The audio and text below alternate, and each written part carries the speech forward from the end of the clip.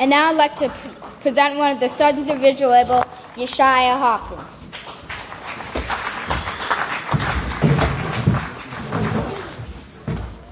Shabbat Shalom, everyone.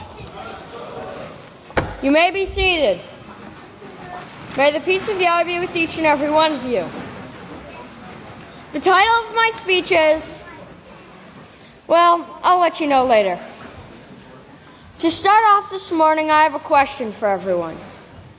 What do you think we spend 45% of our day doing? That's okay if you don't know the answer. If you listen to my speech, I'll give you the answer. First, let's lay the foundation. Please turn with me to Deuteronomy 17, verses 9 through 11. On page 161, Deuteronomy 17, 9 through 11. It says, "Go to the priests, to our Levites, and to the judge who is in office at that time. Ask for their decision, and they will give you the sentence of judgment. You must act according to the sentence they pronounce for you at the place Yahweh chooses.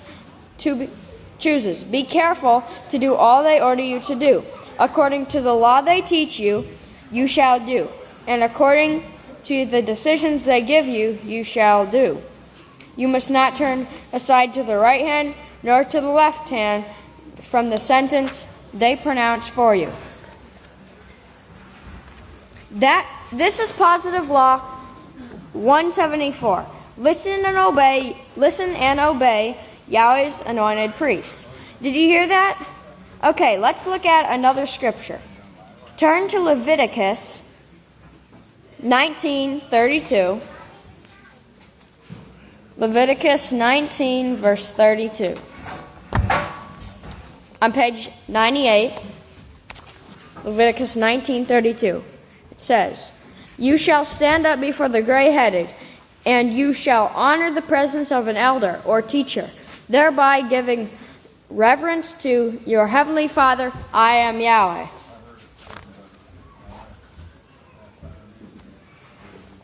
This is Positive Law 209.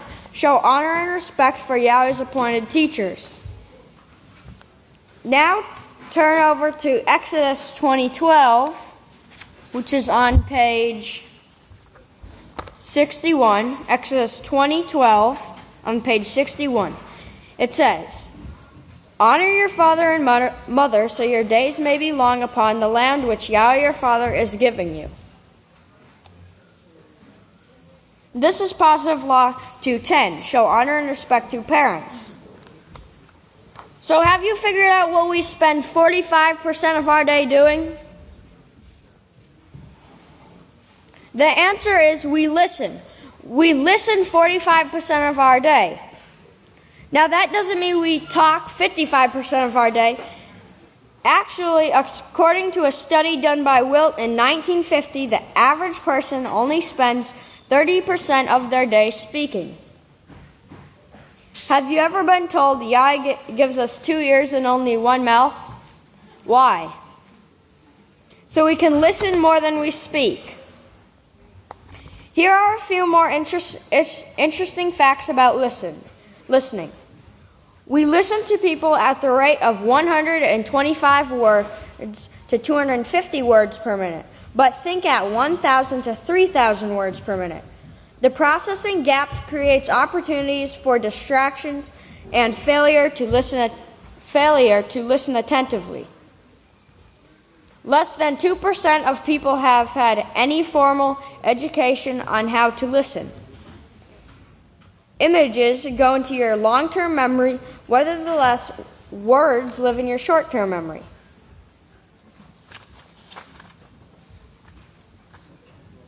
So what does it mean to listen?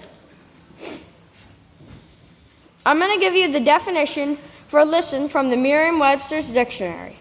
It says, listen, to pay attention to someone or something in order to hear what is being said, to hear what someone has said and understand that it is serious, important, or true. Now, two examples in the scriptures of of people who listened, one was Samuel. And Samuel, as a young boy, listened to the priest Eli and also Yahweh himself. And another example is King Solomon. He listened to Yahweh and built the house of Yahweh exactly how Yahweh has instructed and obeyed all the laws of Yahweh. And there was peace on the land at that time. Now, someone who chose not to listen was King Saul, when Samuel instructed him to utterly destroy the Amalekites and all the possessions. He spared King Agag and some of the flocks and herds for sacrifice. But this was going against what he was told to do. So, as we can see, listening is a choice.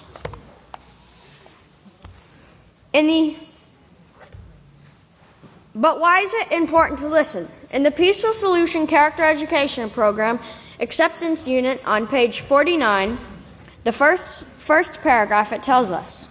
It says, listening is a choice. When we really listen to people, we do not only hear their words, but also their tone of voice. In addition, we observe their facial expressions and body language. In other words, we listen with our ears, eyes, and heart.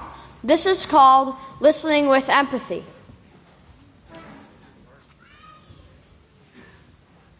It is also important to listen because Yahweh commands us to and tells us that we will benefit from listening.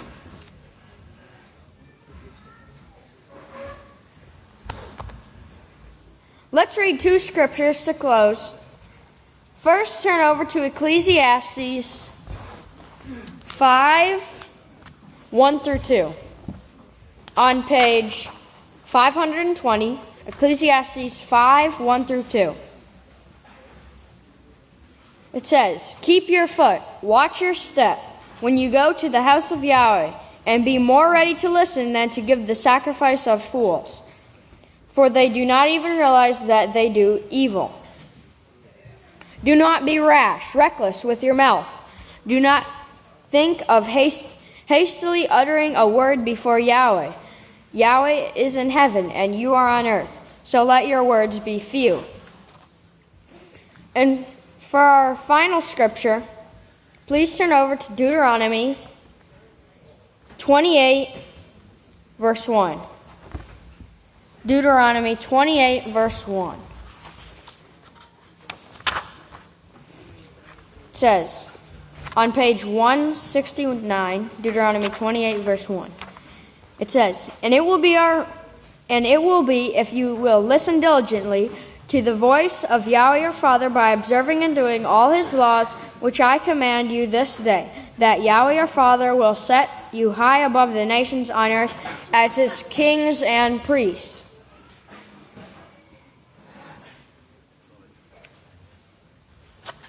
This is how we will greatly benefit if we listen diligently to the voice of Yahweh, which we know comes from the mouth of Yoshua Hawkins, the last day's witness.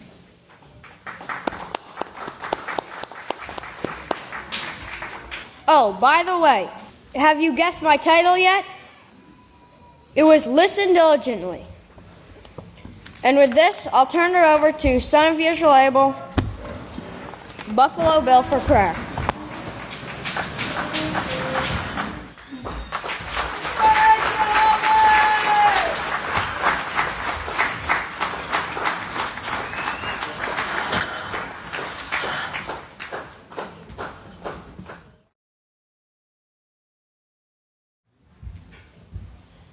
And if you all please stand, it's my great privilege and honor to present to you son of Yisrayl, Deacon Yisrayl Hawkins. Shabbat Shalom. You all may be seated. May the peace of Yahweh be with each and every one of you. Now the title of my sermon today is, Do Not Bear Hatred for Anyone. And if you'll all please turn in your books of Yahweh over to Leviticus. Leviticus chapter 19. And look at verse 17, and this is found on page 98, Leviticus 19, verse 17. And it says, "You shall not hate your neighbor in your heart. Rebuke your brother or your sister frankly, so that you will not share in his or her guilt." Now this is prohibitive law number 302. Do not bear hatred for anyone. Now it's not the laws of Yahweh written in the book of Yahweh that cause separation, hatred, and war. The 613 laws of Yahweh do not separate people. They actually bring people closer together if two or more people agree to live by them. Well, why? Because Yahweh's laws, they're unselfish, and they are designed to protect all people from separation, hatred, fighting, war, theft, sickness, and all other curses. Now, when the laws of Yahweh are kept, there is no hatred among those who keep them. And if you'll turn over to Matthew chapter 22, and it's found on page 750, Matthew chapter 22, and look at verse 36. It says, "Teacher, what is the greatest commandment in the law?" Yeshua said to him, "You must love Yahweh your Father with all your heart, and with all your soul, and with all your might. This is the first and the greatest commandment. And the second is like it. You shall love your neighbor as yourself." So if we have hatred for someone, we should really work on getting rid of it. If we hate our neighbor, or anybody for that matter, we cannot love Yahweh. And if you'll turn over to 1 Diakonon, 1 Diakonon chapter 4, it's found on page 966. 1 Diakonon chapter 4, and I'm going to start in verse 7. And it says here, "Beloved, let us love one another, for love is from Yahweh, and everyone who loves is begotten of Yahweh and knows Yahweh. He who does not love does not know Yahweh, for Yahweh is love." Now look up to verse 20, and it says, "If anyone says, 'I love Yahweh,' and hates his neighbor, he is a liar. For he who does not love his neighbor whom he has seen, how can he love Yahweh whom he has not seen?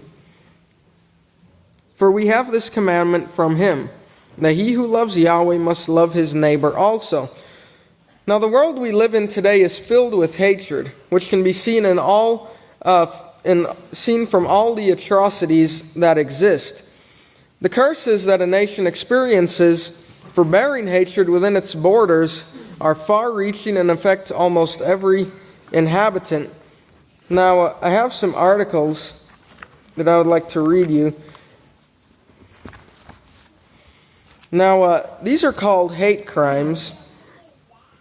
But the first article here, it says, there have been 19 hate crimes against Muslims in the past week.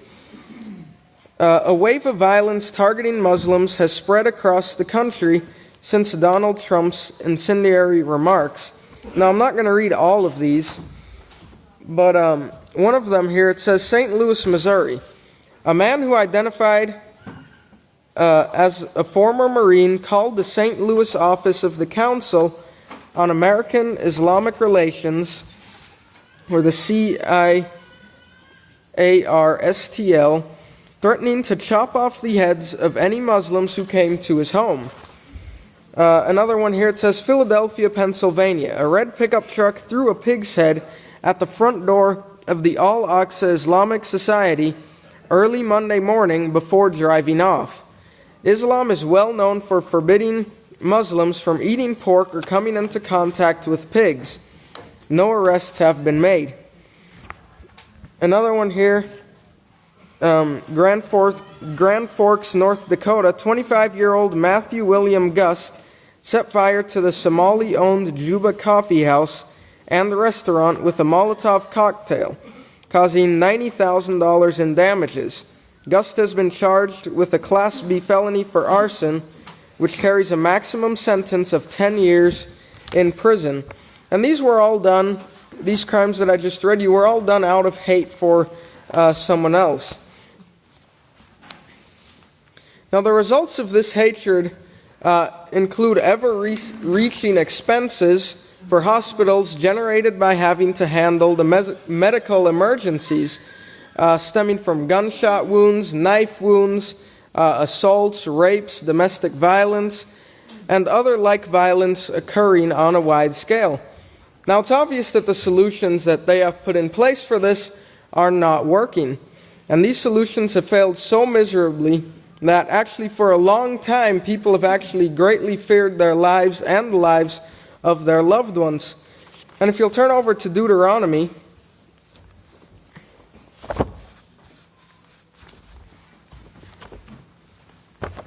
Deuteronomy chapter 28.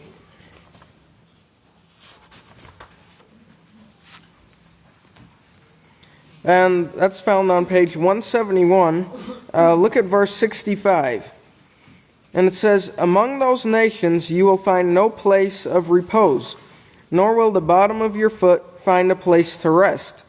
But there Yahweh will give you a desperate heart, eyes weary with longing, gradual loss of all hope, and an anxious, tortured, and restless mind.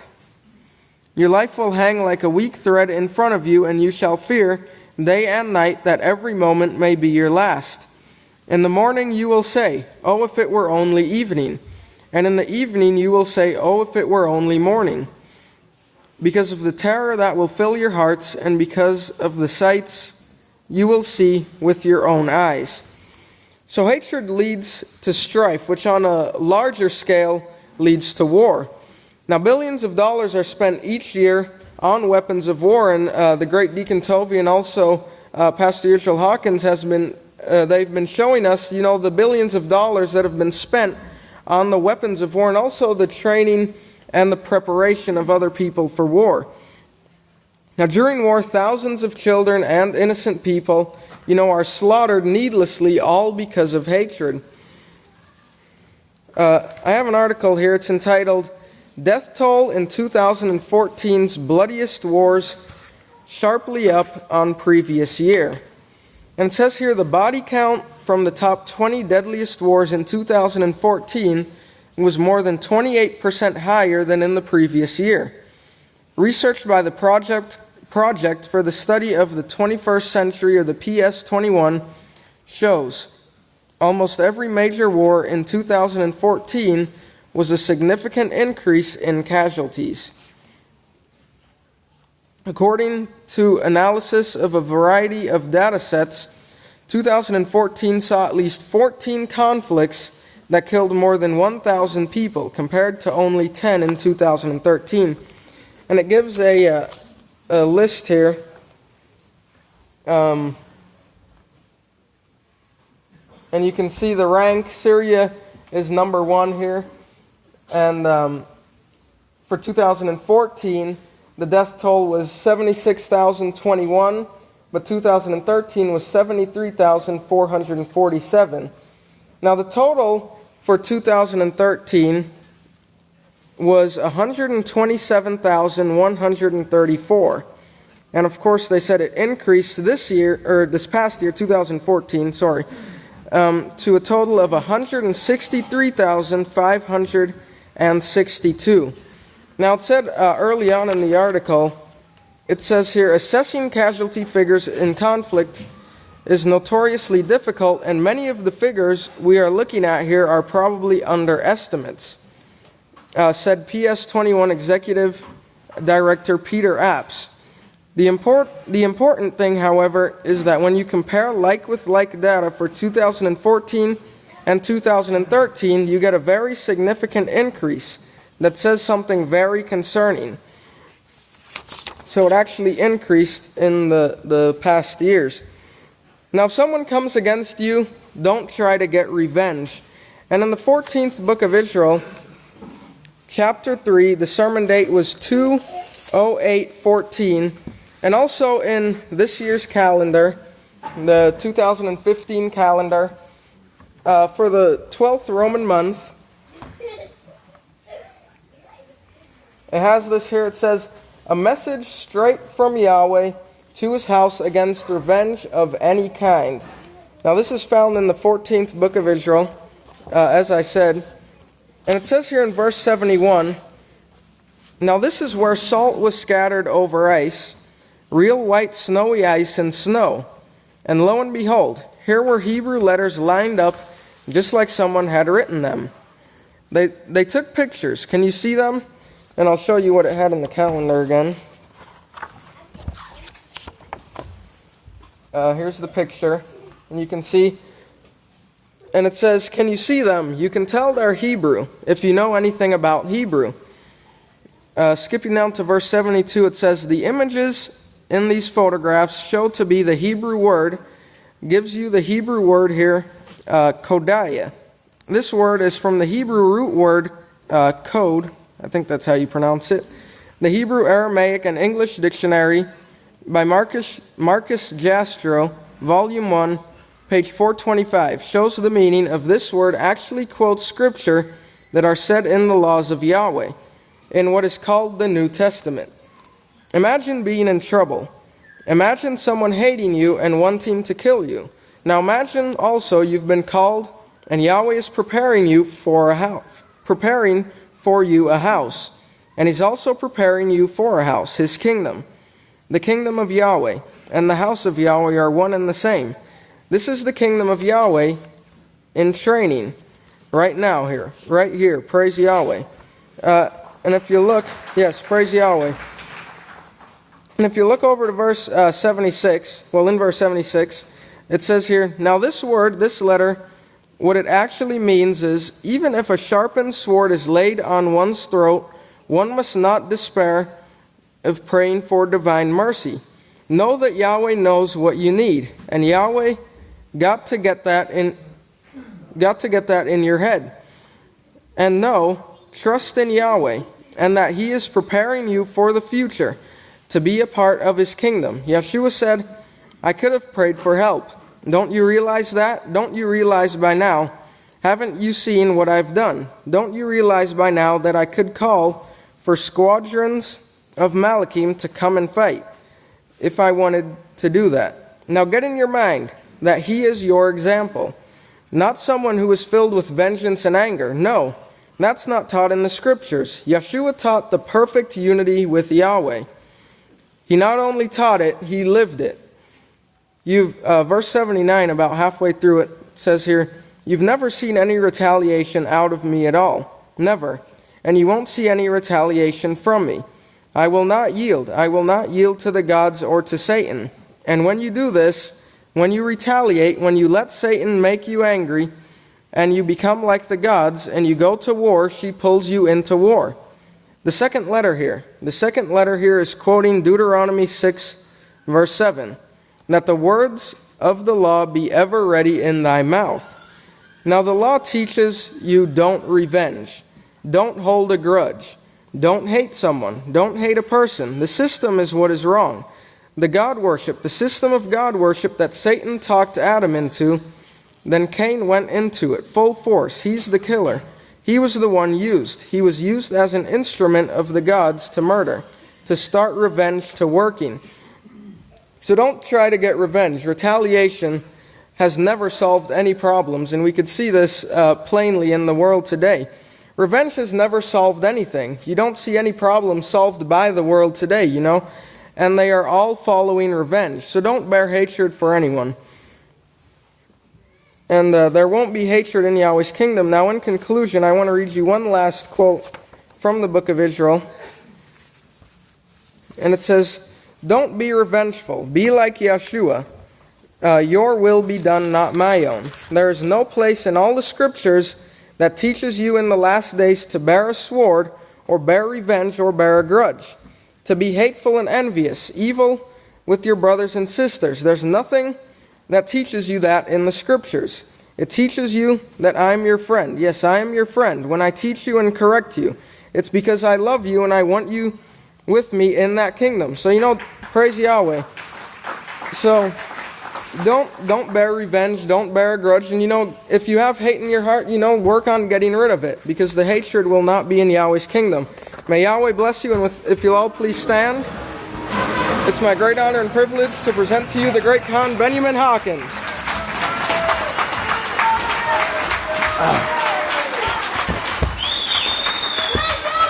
Shabbat Shalom, great saints of Yahweh. May the peace of Yahweh be with each and every one of you. You may be seated. Oh, man. What a week. This is really, I'm telling you, it's really an awesome honor and opportunity to be up here today to speak to the saints of Yahweh in these last days. And I've got a really great message for you today. And I'm going to tell you, Yahweh is pleased with his house at this time. I'm going to tell you right now.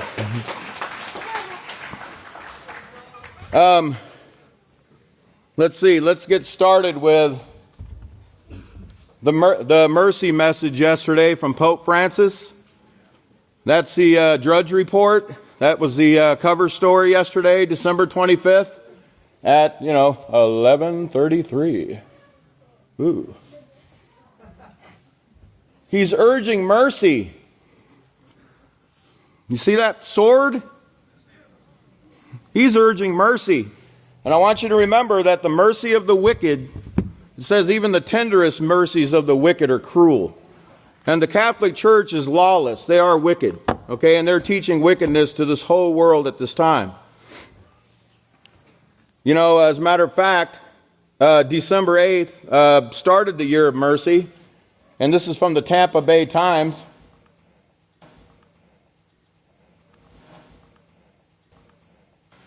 It says, Pope Francis says mercy trumps moralizing. Mercy trumps moralizing as he opens the Vatican holy door. You know, for the year of mercy there he is, opening the door. The separatists are going to open the door. Big old door there. Says, Pope Francis says, mercy trumps moralizing as he opens the Vatican holy door on 12/8/15 to open the year of mercy there in Rome. And by the way, if you think it was a peaceful deal there, they had a no-fly zone within 20 miles of the Vatican. Okay, because of threats by ISIS against the great mother-worshiping, ISIS-worshiping Catholic Church.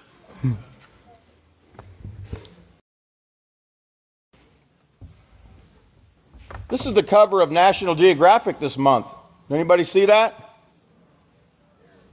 And it says, Mary, the most powerful woman in the world. Yes, Mary, the most powerful woman in the world. Who is this Mary?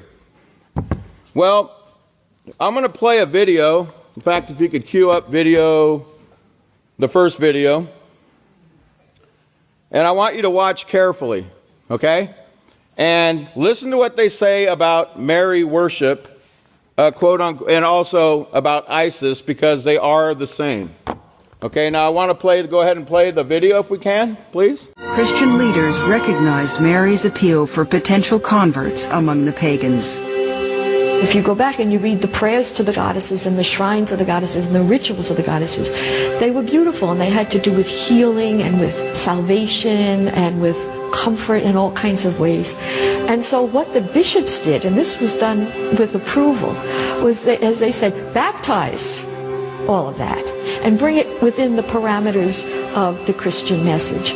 And so the titles, the shrines, the iconography of the goddess got transferred to the feminine figure in the Christian tradition connected with Jesus at his birth, namely his mother.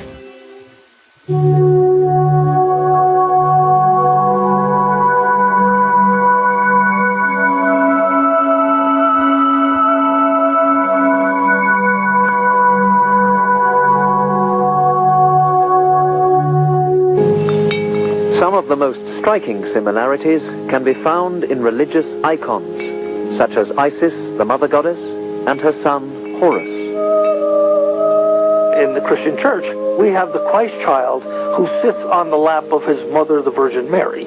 And there are many of us who maintain that the Christ child on the lap of the Virgin Mary is the visual appropriation by the Christians of this very venerable icon of ancient Egypt. The pronounced resemblance may reflect a political challenge that faced the early Christian church, to wean potential converts from their reverence for Isis. Isis was really the supreme savior goddess of the ancient Mediterranean world and had her cult as far as York and England. And probably early Christianity found ISIS to be one of the most difficult obstacles to the popularity of Christianity, because people were devoted to this loving mother goddess.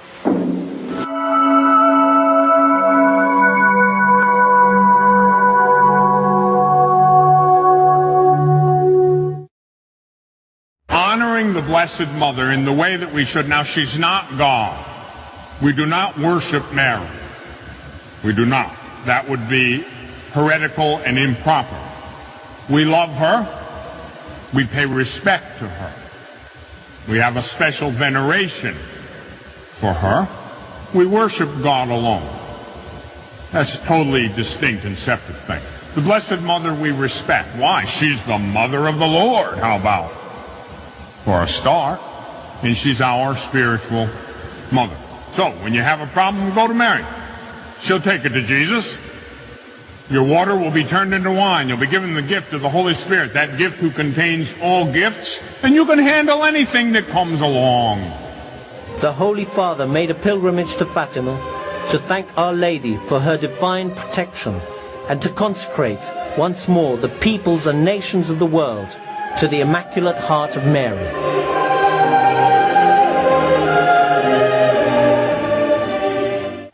We do not worship Mary.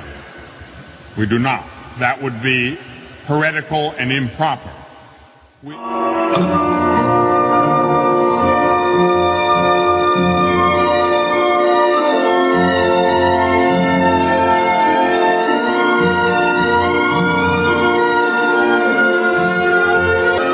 not worship Mary. We do not. That would be heretical and improper. We do not worship Mary. We do not. That would be heretical and improper. No wonder they call this the year of light. So let me ask you a question. Where did we hear that first? Who Mary was? That's right. We heard it from the greatest teacher on the face of the earth. And we heard it in 1976. I want you to keep that number in your mind, 76, because remember, this is also the Hebrew year 5776. Okay, write that down. Right here in the Mark of the Beast on page 52, Pastor talks about the great mother, Isis, and the Mithra, that they were the most popular religions in the Roman Empire. And it says, the cults of the great mother of Isis and Mithras were replaced by the Catholic Church.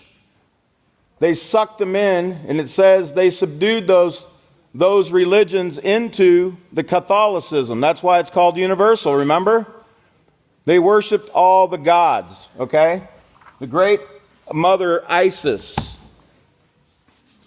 A lot of things are going to start ringing true to you. By the way, Pastor also talked in the Mark of the Beast about the Statue of Liberty. And that's who that is. It's Isis. It says the statue of Isis was first known as Liberty Enlightening the World. Remember that word liberty? But is now more commonly called the Statue of Liberty. However, we must ask ourselves, is she truly enlightening the world? Or is she actually the goddess who keeps our illumination in the shadows as she holds the light above in her torch, only to hide the truth from the profane, that means the uninitiated, of the abyss, the sea of humanity, who are kept in the dark? This is one of the great secrets. And by the way, here's one of the... It talks about world-famous Statue of Liberty located in New York Harbor. Remember, New York, 666, Mark of the Beast. Okay? And it was a gift from the French Freemasons of the Grand Orient to their Mason brothers in the United States. Here's one of the men. His name was Frederic Auguste Bartholdi. He's a French Freemason. There he is with a hidden hand. If you see all these paintings and you see these guys with their hand, it's not because their hand is cold. It's called the hidden hand of Freemasonry. So anytime you see Stalin or any of these guys with their hand tucked away in there. That's the hidden hand of Freemasonry.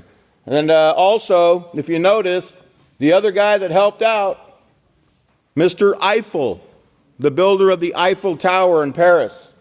Remember, it came from Paris, France, given as a gift to the United States.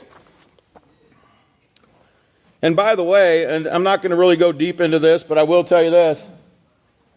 Paris means the city of Isis. Now, isn't it incredible? And as a matter of fact, if you look at their logo, or not logo, but their coat of arms of Napoleon's time, you see right here the boat of Isis. That's on their coat of arms. You see Isis at the helm here following the star. That's the boat of Isis. Now, isn't it amazing? The year of light began in Paris. And, you know, we've had all these attacks by Muslims.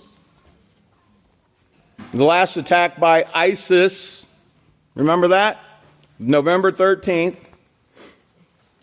You know, doesn't it all just seem too coincidental? You know what I'm saying? The whole world worships Isis and Saturn. Remember, Isis is the mother. Of course, we know who the real mother is, don't we? Who's the real mother of us all? That's right, the House of Yahweh is our mother. Yahweh is our father. By the way, today's 12/26. Today's the 26th. What does 26 mean? Yod, Hey, Wah, Hey.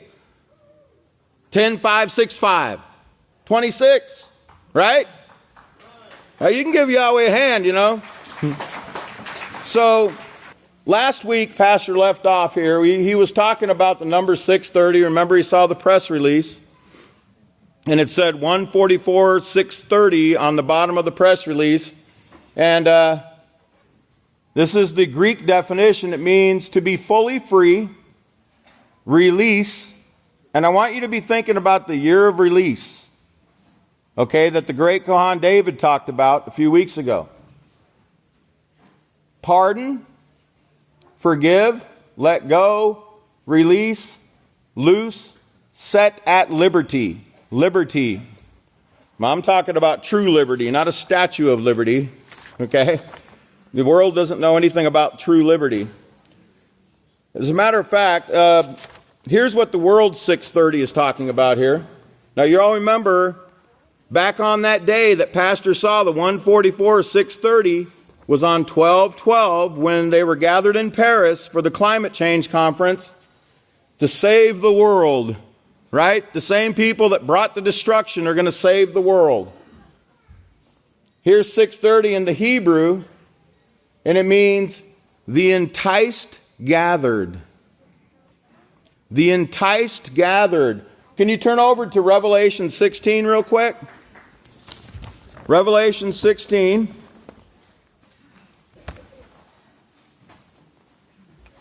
I'll give you a page number. Here's one of my pages. I'm going to have to get with the press room here this next feast. My thing is falling apart. Revelation 16, we're going to look at verse 12. The sixth plague, it says, and the sixth Moloch poured out his bowl, and it says, upon the great river Euphrates, and its water was dried up, so that the way of the kings of the east might be prepared. Now, I want you to keep the way of the kings of the east in your mind, okay? And it says, and I saw 3 unclean spirits like frogs come out of the mouth of the dragon. If you look at side note D, it says, by command of Satan, and out of the mouth of the beast. Look at side note E, world governments following Lucifer. World governments following Lucifer. Lucifer, the light bringer, the bringer of light. Lucas meaning, or lucis meaning light. And fur, as in like ferry, a ferry boat transfers from one place to another, the light bringer. Okay, that's what it means. Let's continue now. It says, and out of the mouth of the false prophet. Look at side note F. Demon spirits leading the preachers. Look at verse 14. For they are the spirits of demons who perform signs, who go forth to the kings of the whole inhabited earth to gather them to the battle of the great day of Yahweh Almighty. They're being gathered. Okay, now they're being gathered. There's two gatherings taking place here. Okay? There's going to be the gathering here at the great rock of Abel, the great house of Yahweh. Isn't it an awesome thing to be in the house of Yahweh in this time period? But then there's also another gathering where 4/5 of the earth's population are going to be destroyed. And we don't find pleasure in this. Yahweh doesn't find any pleasure in this. Yahweh finds no pleasure in the death of the wicked.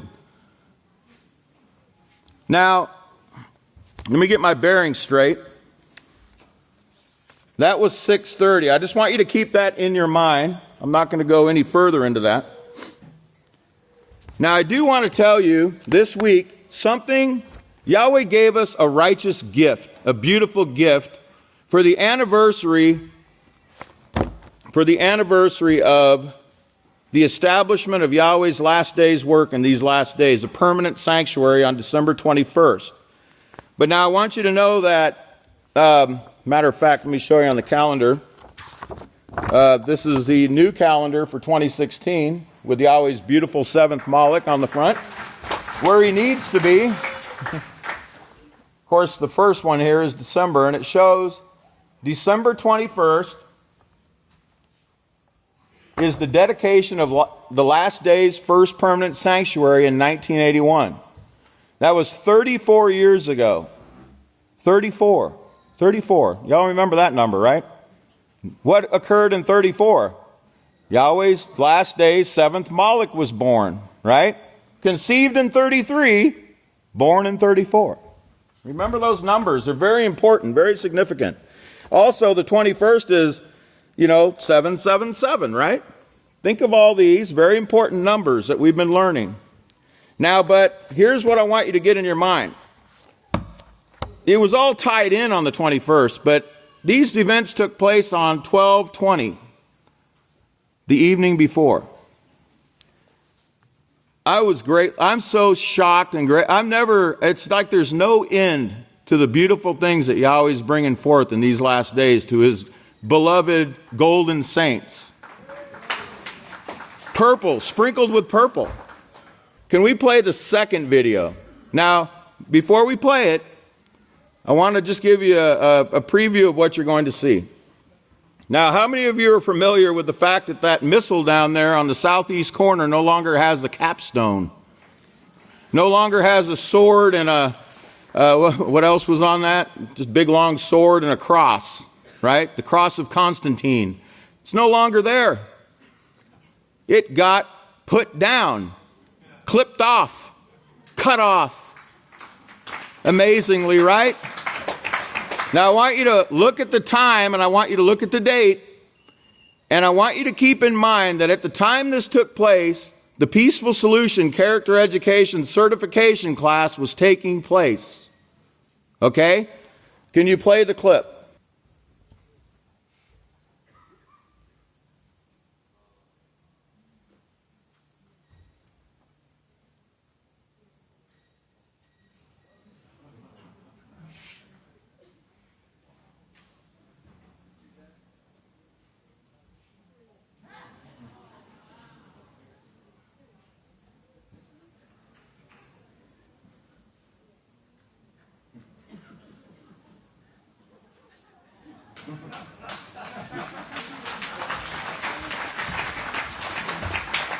Now, it's really nothing short of miraculous that we even caught that on film.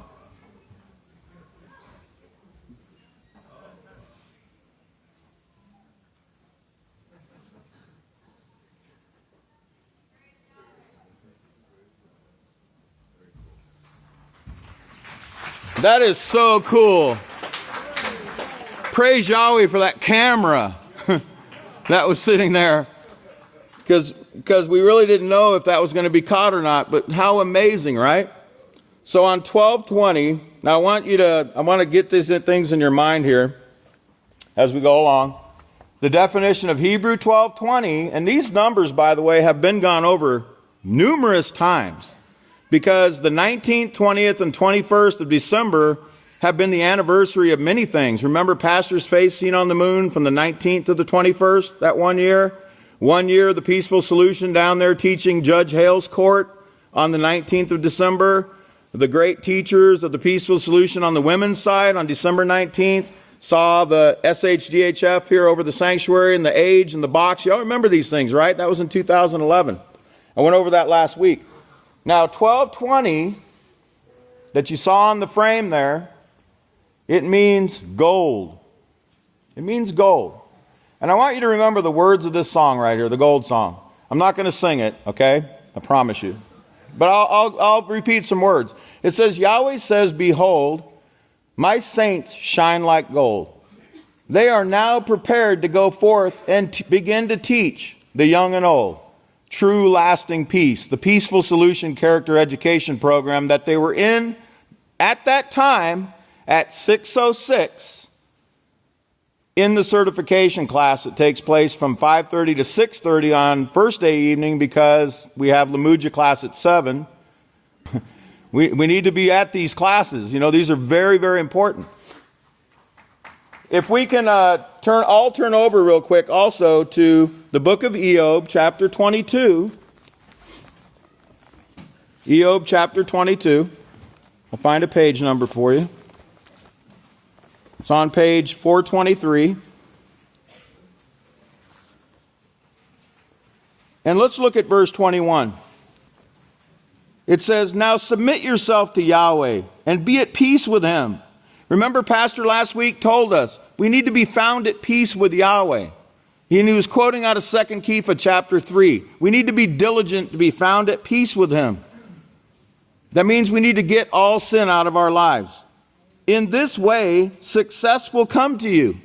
That is a promise. You can also find that in Yeshua chapter 1, verse 8. That's how we succeed. That's where success comes from. Verse 22, 21, 22, it says, I tell you, receive the law from his mouth and lay up his word in your heart. If you return to the Almighty, you will be restored. Remember that word, return. You will be restored. That is, if you will only remove wickedness far from your tents. Verse 24, and lay your gold in the dust. Lay your gold in the dust. Whatever's important to you in this world that you think is so important, that's above the house of Yahweh, above learning the peaceful solution, above learning of Yahweh's way, and teaching others, showing true peace to others, true mercy that Pope Francis knows nothing about. And lay your gold in the dust, the gold of Ophir among the stones of the brook, and allow the Almighty Yahweh to be your gold and your precious silver. That's where our heart should be. That's where our treasure should be, right here in the house of Yahweh. Surely then you will find delight in the Almighty and will lift up your face to Yahweh. You will then pray to him and he will hear you, and you will fulfill your vows. What you will decide to do will come to pass, and the light shall shine on your ways. Verse 29, then when men are brought low, listen to this, when men are brought low, you shall say, lift them up. Then he will save the humble person. Verse 30, he will even deliver one who is not innocent if you intercede. Yes, he will be delivered by the cleanness of your hands. You remember Moshe, he went to Yahweh on behalf of Pharaoh. And he prayed for him. He asked him to, but he went and did it. Very humble man. Keep that word in your mind too, humble. Number 1220, it shows you here. It also means gold defense. And it also means a clipping. A clipping. And it's from the Hebrew word batsar, which is 1219. And it means to cut off, make inaccessible, enclose. It also means fortified. Turn over, please, to Psalm 46. Psalm 46, just a few pages over from where we were. Psalm 46. And let's look at verse 1. 452. Yahweh is our refuge and strength, our very present help in trouble. Therefore, we will not fear in the changing of the earth. Do you remember what 2016 means in 2015? Remember that transformation we've been talking about? The earth is going to change. There's a transformation that's taking place. And it's not going to be overnight, but it's been going on. We've been living through this. He says, therefore, we will not fear in the changing of the earth and in the moving of mountains into the seas. Yes, the 7 hills of Rome are going to be swallowed up into the sea like Pharaoh and his riders. And you're going to live to see this, but we must put our full faith and trust and confidence in Father Yahweh. Every one of us, man, woman, and child. You won't fear the changing of the earth.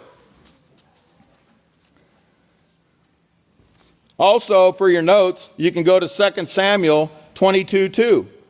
And it talks about, and keep that mind 222, keep that number 222 in your mind too. You're going to see in a minute what I'm talking about. Now, here's some more definitions of 12:19.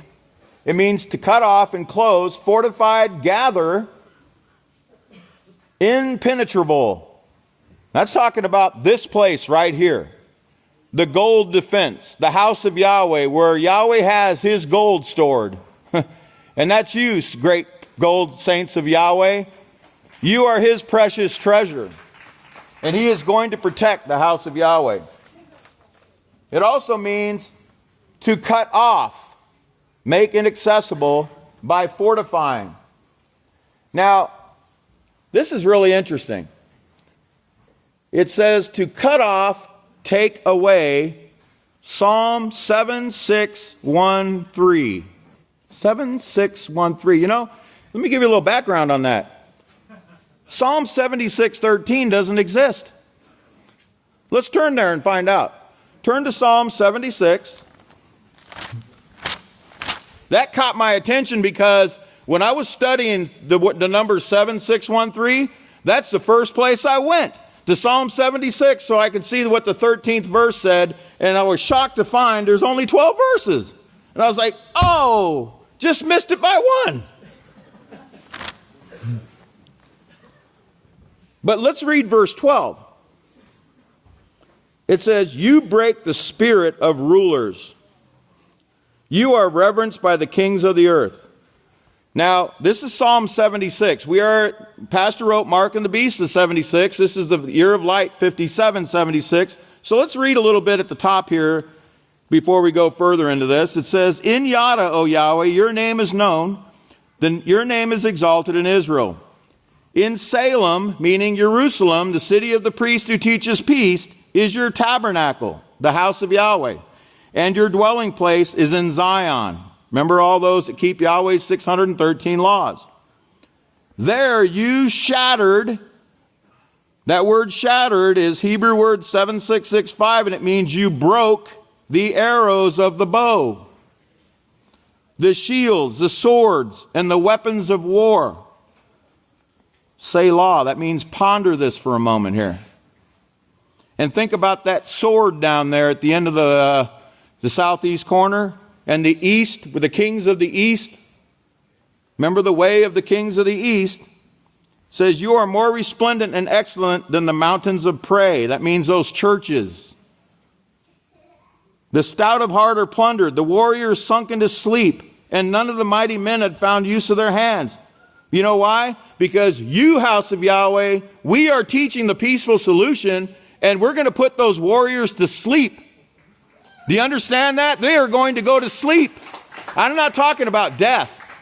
I'm talking about they're going to beat their swords into plowshares and their spears into pruning hooks. Nation will not lift up sword against nation. Neither will they learn what? War. Anymore.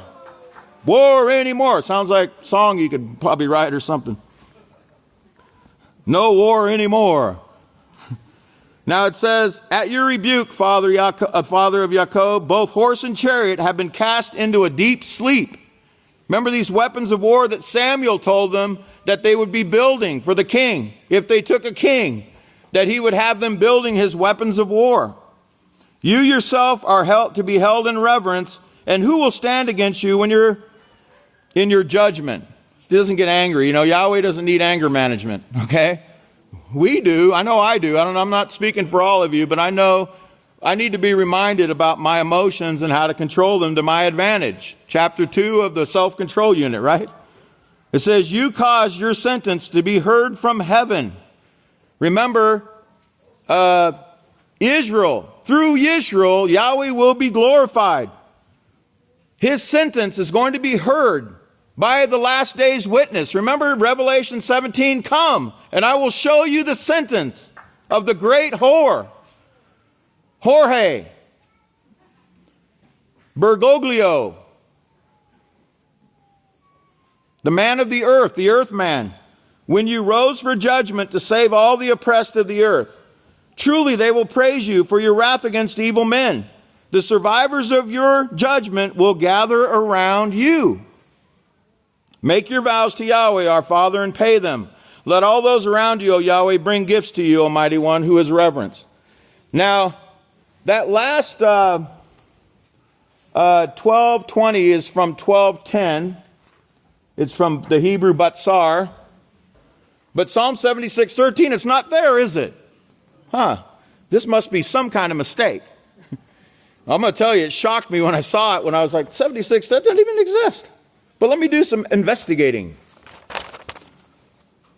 I'll get to that in a minute. Just have to jumping ahead of myself. This is from 12:10. 12:10 means gathering. And I want grape gathering, grape harvest. Remember Revelation 14:17. Let's turn over there real quick so we can be reminded of the Moloch treading the grapes of wrath. Revelation 14 verse 17. The treading of the grapes of wrath on page 980. It says in another Moloch, this means the same Moloch. It's not talking about somebody else. It's talking about Yisrayl Abel Hawkins. And another Moloch came out of the house which is in heaven, he also having a sharp sickle.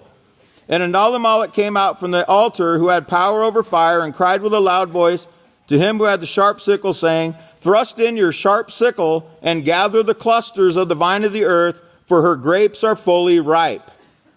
Okay, and remember their grapes in Deuteronomy, I believe, 32, the Song of Moshe, their grapes are grapes of wrath and bitterness and hatred. Okay, this is not Yahweh. Yahweh's not like that. There is no darkness in Yahweh whatsoever. None. Zero, nada, goose egg. And he loves you. He loves this house of Yahweh. I'm going to tell you right now, the mind of this being that could foresee all these things. I mean, it's just incredible. Now remember, this sword fell at 606. Well, 606, this is in the Greek. It means to be laid away, laid up in store. Remember, you're Yahweh's treasure. You're laid away. You're laid up in store. You're reserved in the house of Yahweh. But he's also laying something else away. He laid that sword down kind of off that missile, didn't he? It means to be laid away, appointed, laid. It means to be reserved, to be appointed.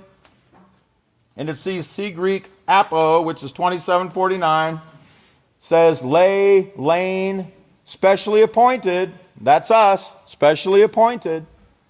But lay, lain, lay down, as in lay down your weapons. Lay and lie.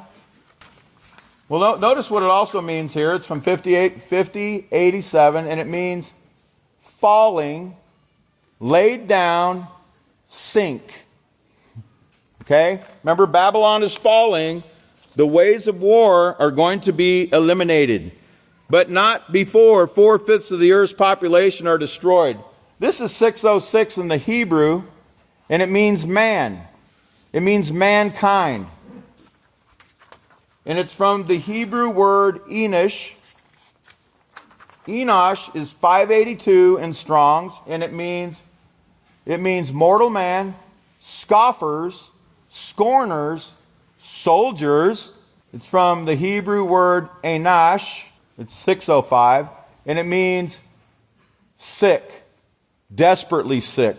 incurable, sick, woeful. It also means this: desperately wicked, incurable, sick, and woeful.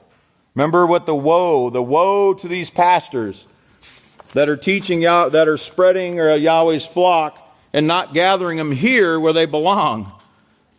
Now, if you remember the Laudato Si, that was the letter that Pope Francis wrote.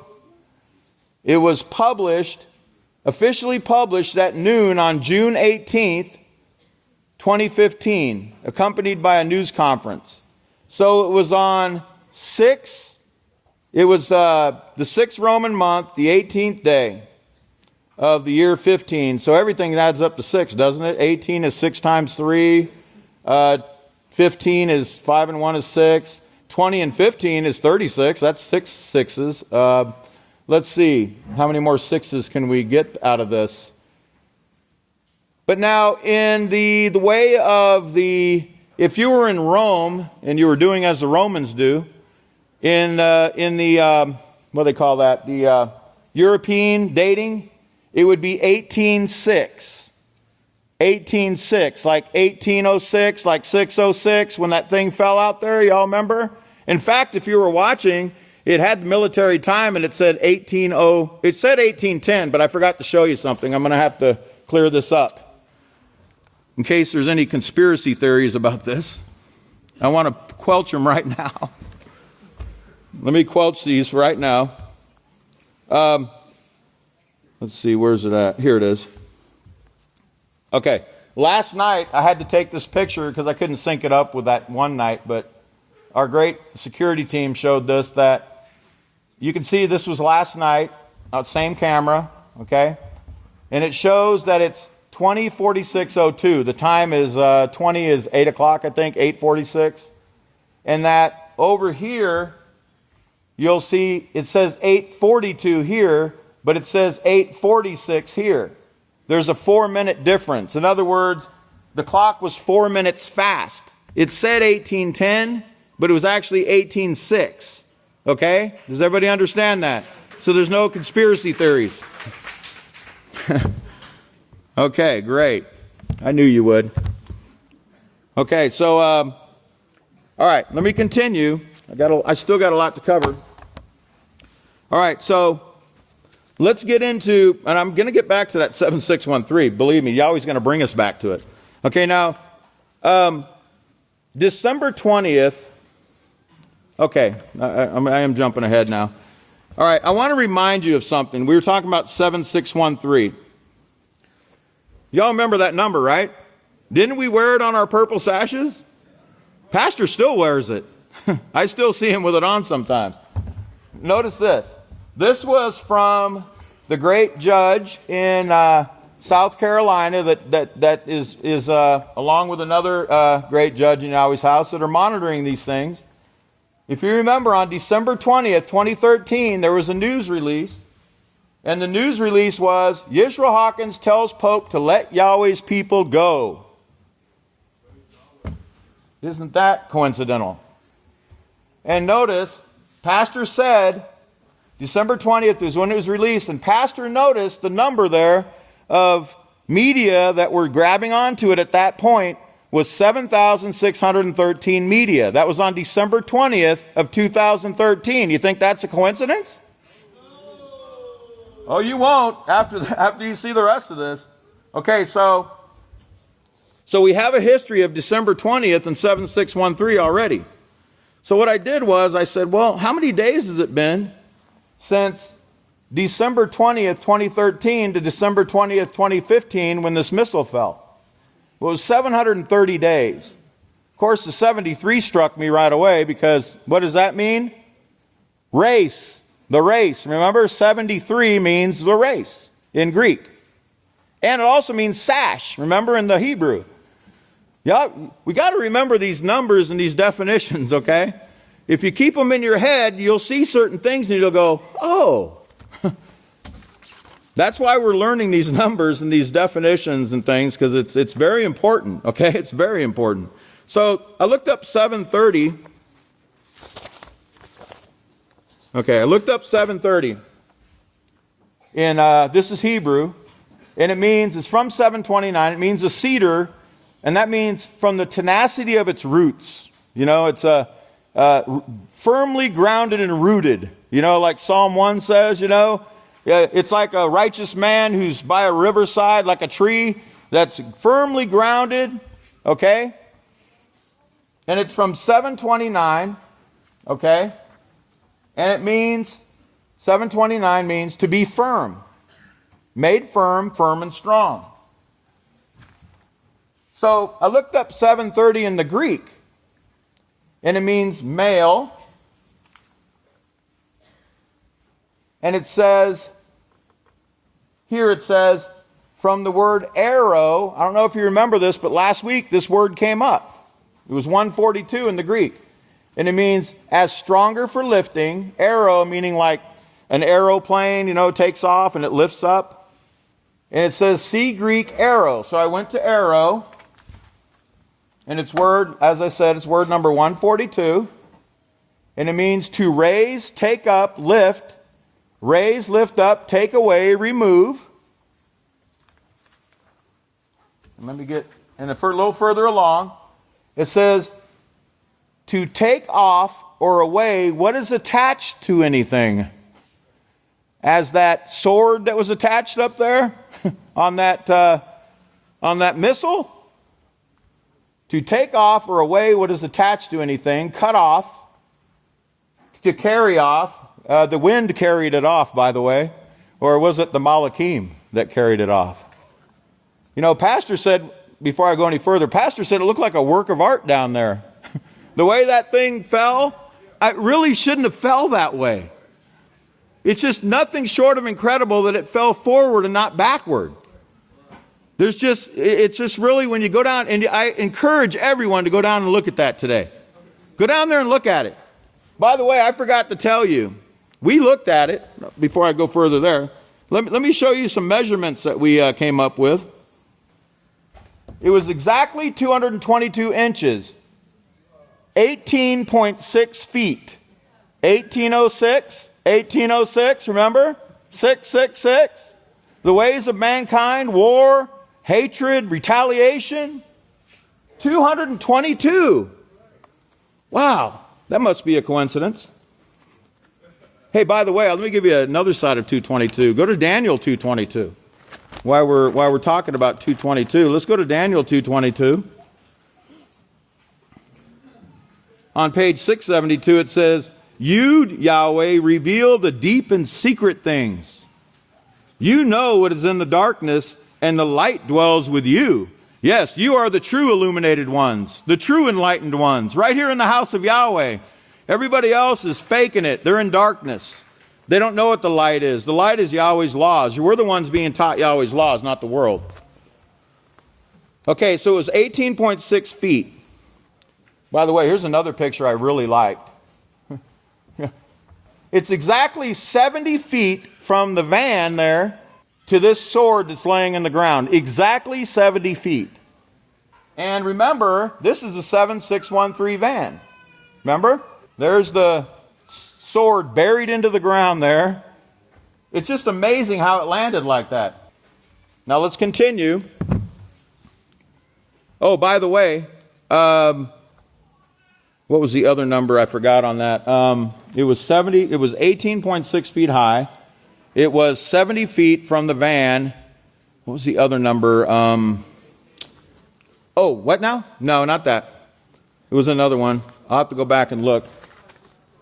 I'll try to remember. Let me get back to this.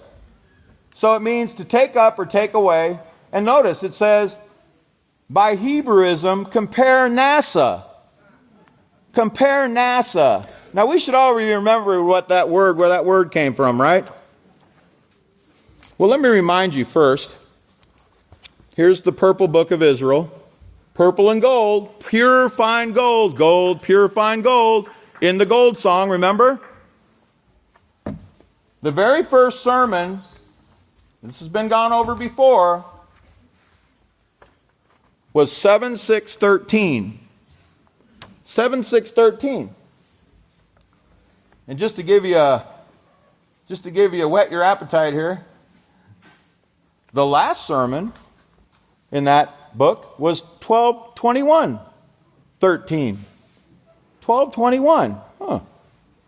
What could this mean? So, y'all remember this song, right? Yahweh's Harvest Time. Let me back up here, okay? And remember, this is some of the lyrics. When you see all your fields so green and growing strong, red with sunshine, gold for harvest, purple blossoms sprinkled everywhere, you sense the joy and gladness of a family gathering to weed and sow all the fields, making ready for a great harvest time. Okay, I want you to think about the purple and gold, because remember, this book is purple and gold, is it not? And by the way, this is the first purple book of Israel. The 13th, part 2, is the first purple book of Israel, and it's got gold on it, gold and purple. And the first sermon was 7:6:13, and I need to remind you, second verse of the sermon, he says, what I brought was an exact description of what is shown in the nebula. They have the pictures of it. NASA took them, so they can't be denied. Well, what picture was he talking about? Sorry about that. Let me get up here. He's talking about this picture right here. That day he was talking about this picture. I saved this one at 6/13 on July 10th. 10:7, the 7th Moloch, Revelation 10:7. Here's the picture of Yahweh's last day's witness and Yahshua. Right here is Yahshua, pastor coming up behind him, getting ready to take his seat. Remember, the council of peace will be between them both. Now I want you to notice also, too, that Roman soldier is facing the east, okay? And they're facing west, right here. They're facing the opposite direction. Remember, the ways of the kings of the east. So 76:13, what did it mean? It meant, from 57:35, elation or cheerfulness, exaltation in rank or character. Now that should ring a bell. You know, that should ring a bell to everybody, because remember the purple song. Purple belongs only to the one royal family.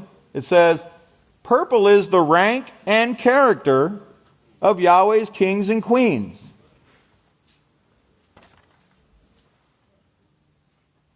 It means elation or cheerfulness, exaltation and rank or character, be accepted, rising.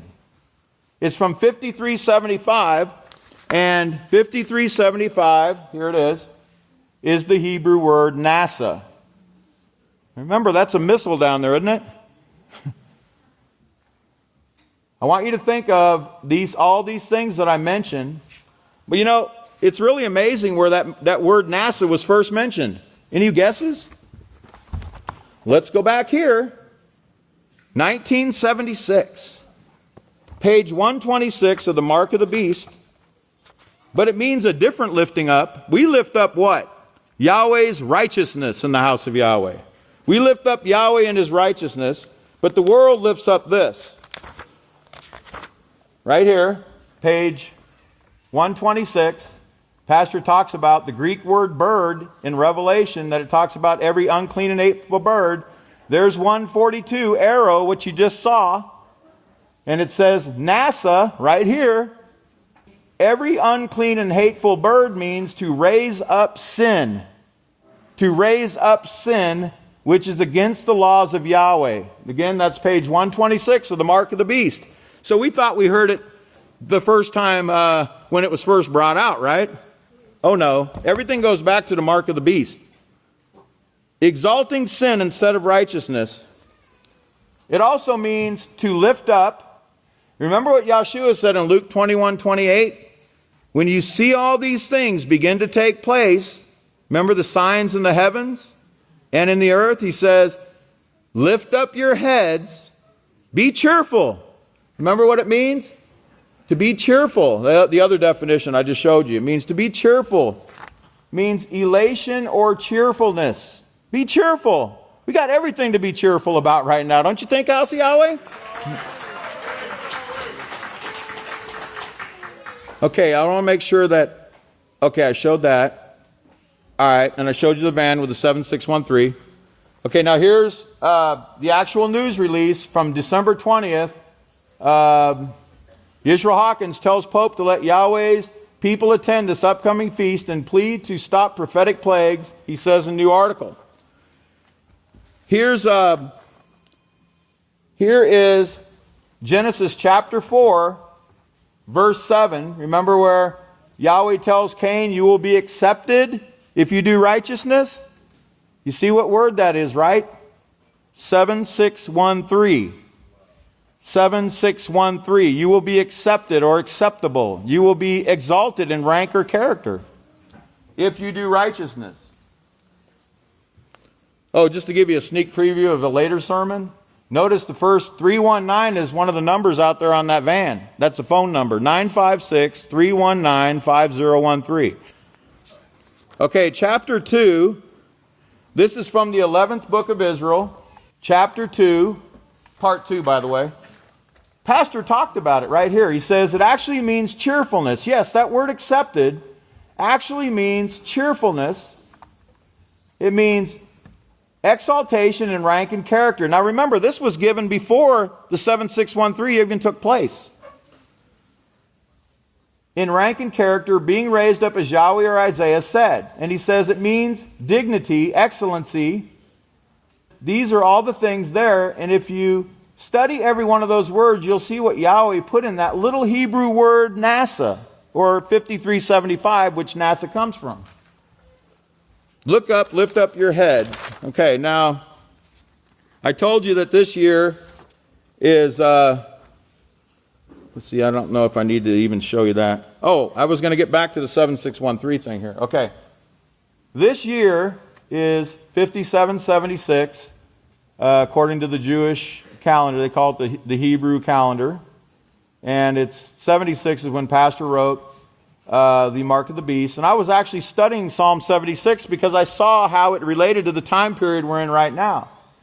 But remember, I showed you, and by the way, the Pope left, from the time the Pope left on September 28th to the end of the year of light here on October 2nd, or the end of the Hebrew year 5776 is exactly 370 days.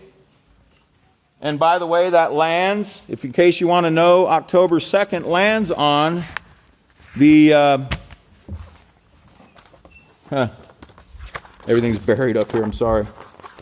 Right here, October 2nd on the House of Yahweh calendar is the Feast of Trumpets. Feast of Trumpets. So Psalm 76, I thought it doesn't have 13 verses. Well, it does. In a lot of other commentaries, they show that the verse 12 is actually verse 13 because they add this right here where it says, to the chief musician on Neginoth, a psalm or psalm of Asaph. Okay, so they add that as the first verse. And it's not the only one. Here, I'll skip that one, but this is the New American Bible. Psalm 76:13. Remember, the spirit of the princes, he puts it down. That's the New American Bible. Has 13 verses. This is the complete Jewish Bible. It has 13 verses, 76:13. This is the 1611 King James Version, Psalm 76. Verse 13, right there, 76:12 in the newer King James. He shall cut off the spirit of princes. 7613. Isn't that amazing that he uses that number, right?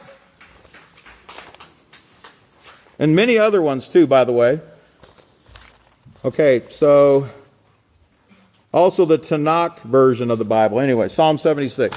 So 1221, I'm almost done. I know I'm almost wearing out my welcome here, but it gets better, okay? Okay, so 1221 is, okay, at 1221 I got a phone call from Deacon Eob, our deacon that works on the farm. And he told me, you know what? There's a receipt There's a receipt Pastor told me to tell you about from Benny Keith for $7,613.01. Now, this was before I even knew the rocket thing fell off. Remember, it fell off the night before, but I was so busy I didn't notice anything that day. I didn't go by there, so I didn't see it. But at the same time, I got a text from Deacon Michael Ossip saying, "Hey, look, the sword fell off of the deal over here." And this all came at the same time on December 21st around 1:03 in the afternoon. Now watch, I'm going to show you. First of all, I'm going to show you that December 21st means fortress. Remember, Yahweh's our fortress. And I want you to write this down. Psalm 144. Psalm 144, 1 and 2. Write that down for your notes. Okay, now I got to show the pictures so you don't think I'm making this up. This is the incoming phone call from Deacon Eob on 12/21. It was at 1:03 is what I wanted to show you. 1:03, okay? It was 1:03. Okay. 1:03 means gathers. And it means gather food only. Well, remember, Benny Keith is a food company that brought this receipt. Okay? And the interesting thing, it means one who gathers. One who gathers. Remember, he works on the farm. Proverbs 10:5 says, a wise son gathers in the summer. A wise son gathers in the summer. Remember harvest time in the summer? I'm sure that's what he does, right? Look right here. Eob is 76 in Gematria. 76. So the receipt from Benny Keith. Oh, by the way, Benny Keith is in Fort Worth. Notice, look how close that is on their zip code.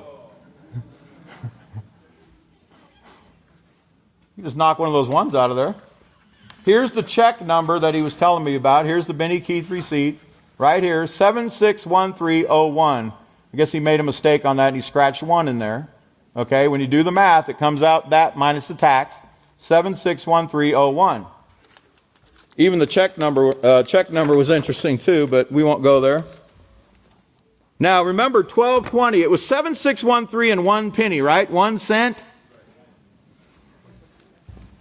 You remember this guy, right? The 1 cent.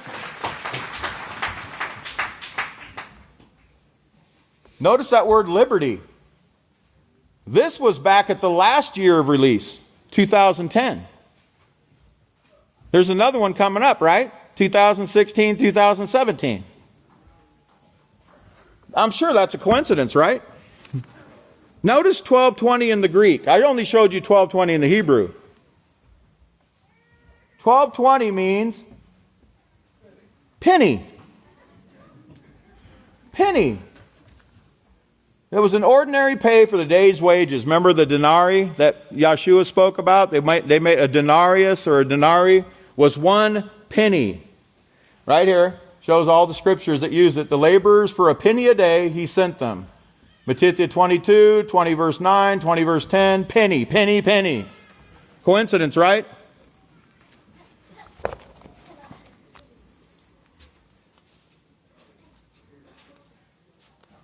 Oh, okay. Let's see where I'm at. Oh, okay, yes. Turn over to Yachanan for my closing scripture. Turn over to Yachanan 6:29. I remember giving a sermon not long ago where I said there were some workers waiting on Pastor one morning at 6:29. And Pastor called me and he said, look at that word 629 and what it means. He already knew what it meant. He already knows all things. Okay, I'm sorry. I've just seen too much proof. Okay? But, he was trying to get me motivated or something, right? And I looked it up and sure enough, it meant some really great things. But 629, notice, in Yachanan on page 821, it says, Yahshua answered and said to them, this is the work of Yahweh, that you believe into the one he has sent. Now notice, 629 in the Hebrew means diligence. all diligence, diligently, great care, strictly. Remember, strictly in the purple song, because you follow me strictly with all body, mind, and soul. It's from 629, or here's 629, I'm sorry, in the Greek, it means redemption, deliverance, to buy back, repurchase, win back what was forfeited or lost. It means redemption, release. And I'm getting to a certain word. It says, see Greek lutron. And it means, this is 3084 in the Greek, and it means I ransom, liberate, deliver, release on receipt of ransom, liberate. Remember that word liberty on that penny. And here it is right here. 3083. And it means the ultimate price, the ultimate liberty price. Remember the year of release? Remember this man right here, because House of Yahweh, is there any other place? There's no way. Here is the man right here that we need to put our full faith, trust, and confidence in. The one sent by Yahweh. Let me just make sure I didn't miss anything else. Because I every time I walk off here, I see something I missed, and I just kind of... Oh, by the way, one other thing. We were out taking pictures of the missile. This came up in the sky. Y'all see that? It's been X'd out.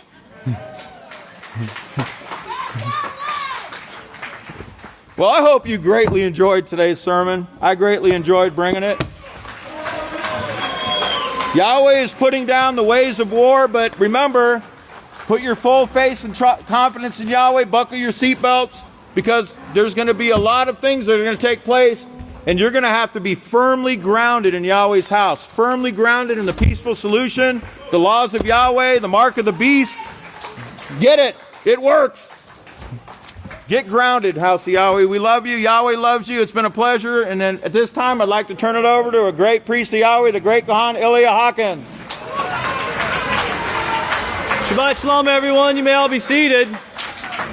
Of course, in the last week's events, we've had situations that really make you shake your head.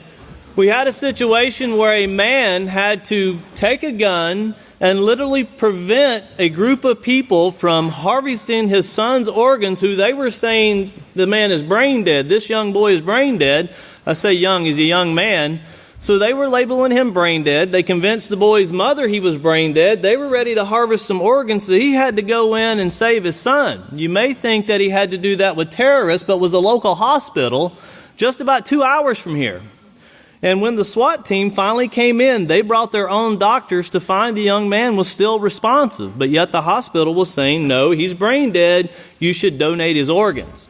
Keep that in mind when you go to the hospital.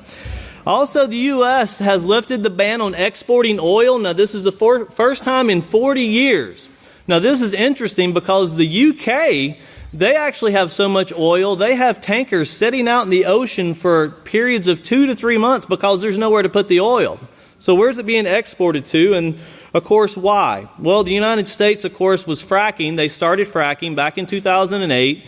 And in Oklahoma, that was one of the greatest places the fracking took place. Now, this fracking, remember, during the Dust Bowl, they said they raped the land. They literally took it for everything that it had. Well, this injection that they're putting into the ground left over from fracking water, they're injecting that back into the ground, and it's leading to earthquakes, to the point, as Pastor mentioned last week, Oklahoma now has more earthquakes than any other place in the world. Now that's amazing, to go from almost none to having more than any other place in the world. A very interesting fact, in Cushing, Oklahoma, which is where they store 54 million barrels of oil, there's more oil stored in that town of 7,000 people than anywhere else in the world. That's a very interesting fact in Oklahoma. Also, lakes are still disappearing due to the drought. And watch, once again, they keep showing these pictures of the lakes in California, and the more they show them, the lower they are. And they're saying it's becoming part of the norm now. We're just going to have to learn it's part of the norm. They're saying that Lake Tahoe It rained and they got 4.3 billion gallons into that lake, and it only raised it 1.5 inches, and they needed to raise 6 foot. So you can see they're too far behind in this ball game, so to speak, and they're not going to catch up. Also, a document released this week from the 1950s of a nuclear strike list the United States had back in when John F. Kennedy would have became president in the 60s. Of course, this was into action, but it was released this week. And keep in mind, there's no reason to release these things except to put it into the minds of people. These were intentions. And Europe wasn't very excited to see it because the United States had planned to nuke Germany and parts of Europe along with Russia. And one of the topics, the logistical centerpieces, were topics of areas of population, where the mass population was. That was considered a place to have a nuclear strike. Also, one article speaking about 9 countries having 15,000 nuclear weapons at this time. 9 countries with 15,000. How many times do you have to shoot something or stomp something for it to die? Imagine if you stomp an ant one time, you can pretty much annihilate that little ant. We'll stomp him another 14,999 times. Well, that's what we're looking at, and you can see this is beyond waging war. This is total annihilation is what they have in their mind. And, of course, Rick Santorum, as Pastor mentioned last week, he said in the presidential debate, we're already in World War III, but the leaders don't want to say we're in World War III, but we're already there. And he's right. We are already there. And then think of the mindset of the people, just your average people. A lady in Las Vegas this last week, they say she snapped. That's all they can say is she snapped with her 3-year-old daughter in the back of the car. As she was driving down the strip in Las Vegas, she left off the strip and went up into the sidewalks and started running over people. She came off the sidewalks, went down a little bit more, goes back up and runs over people again. Now, there's much more to this than a girl just decides to run over people. There's a lot to this young lady's life, and I dare say once we check into it or we see, you would see there was a lot that this young girl wasn't taught, and of course, she's only a repercussion of what this system has created. And then a drug called the devil's drug. It's actually, they're referring to it as the devil's drug. It's called Flakka. It's a new drug in Florida. You can order it on the internet. If you invest $1,500, they're saying you can sell it for $50,000. And this even comes with a kind of a money-back guarantee. They're actually advertising it on the internet. Keep in mind it's an illegal drug. They're saying that you can buy it on the internet, and if your drugs doesn't come through, if the police confiscate it, we'll send you more. Don't worry about it. We'll get your order to you. Now, it makes you wonder, how does all this take place if we're controlling these things? If you can't stop drugs, how do you stop terrorists by getting into their emails and so forth? But once again, they're saying that people will hallucinate to where they think someone's chasing them. They're losing their mind. People are overdosing at alarming rates. One doctor says it's worse than any other drug that he's ever seen, including heroin. And then we also see protests going on in the UK about the bombing of Syria. Once again, the people are not behind this, and they're wanting it stopped, this killing of innocent people. Ukraine also acknowledged this week that, yes, they're telling Russia, we will not pay for the $3 billion in gas that you sold us. We're going to default on that.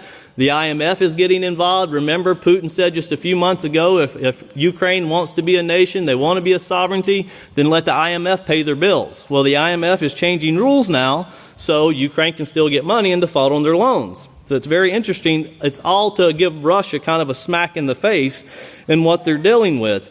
Then the United States and Russia, of course, recently they agreed on a deal to have peace in Syria.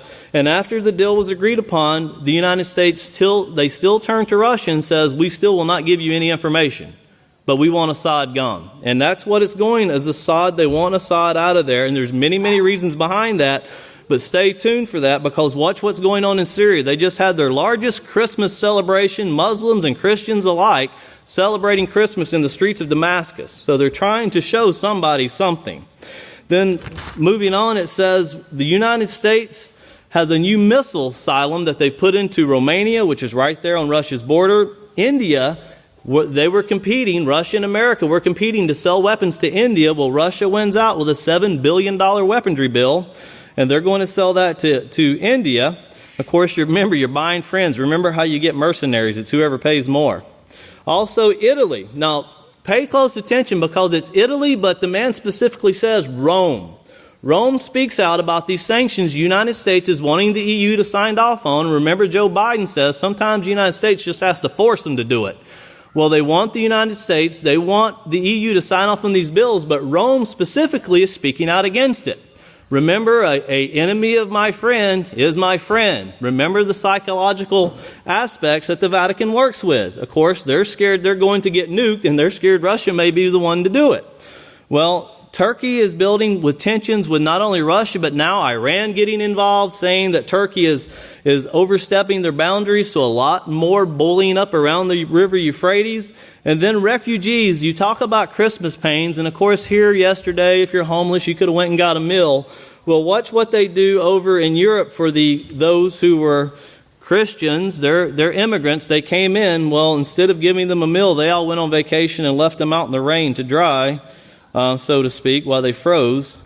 And then, last but not least, Christianity leaving the Middle East. And listen to what the lady closes with. Listen to what she says that ISIS, their final goal is. And of course, it's to conquer a certain place that pastor has brought for years will burn.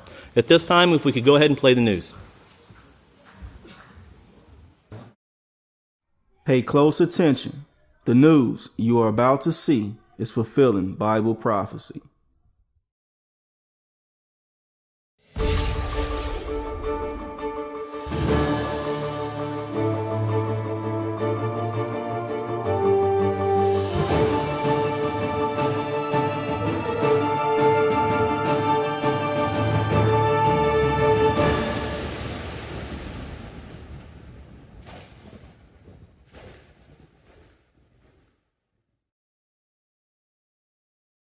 Welcome to another edition of YPN News, bringing you news as it relates to Bible prophecy and foretold by Yisrayl Hawkins. Well, a father and son's near-death experience, devastating weather, and the question is, are we in or entering into World War III? Powerful, cheap new drug on the market, and more conflicts warring amongst the nations. These are just a brief review of our report for you today.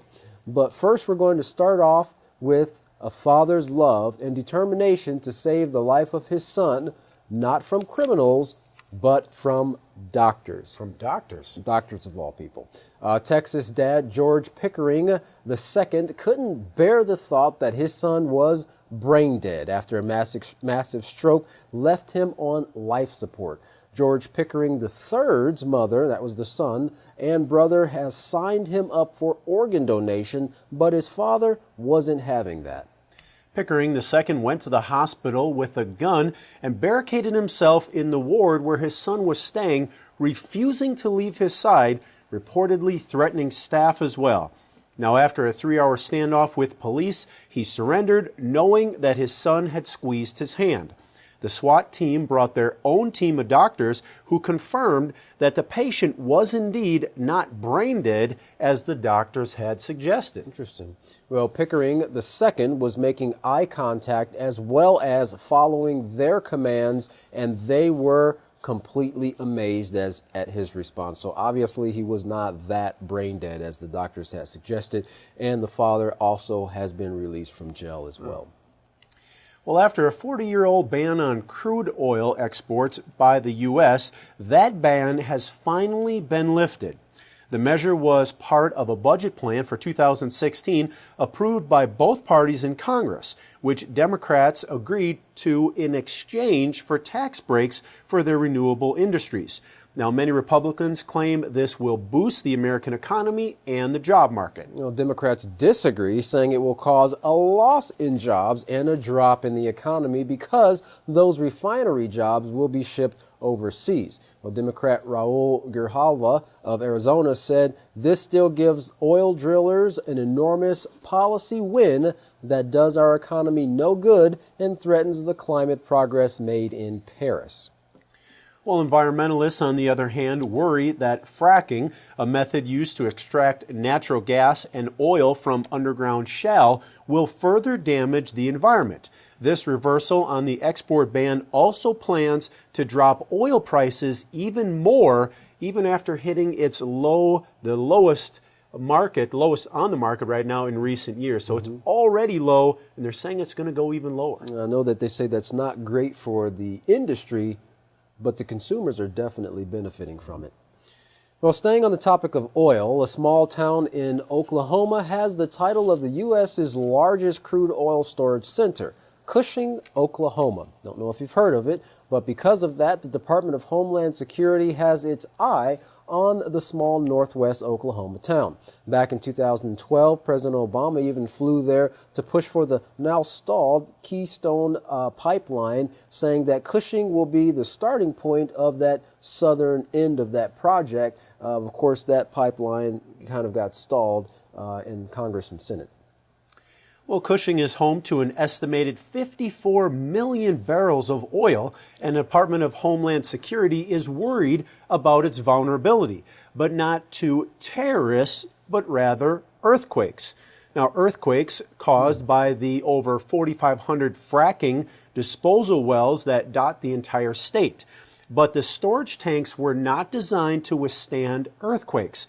Now, oddly enough, for nearly a century, Oklahoma never used to have earthquakes until 2008. So earthquake-free, so to speak, right. But now with all the fracking, especially since the time 2008 and more recent, now you're seeing these earthquakes. Well, so there's definitely a correlation that's undeniable there. That's when the state reached its drilling boom. 7 years later, of course, 2015, over 5,000 earthquakes have struck Oklahoma, and 700 plus have been a magnitude of 3.0 or greater.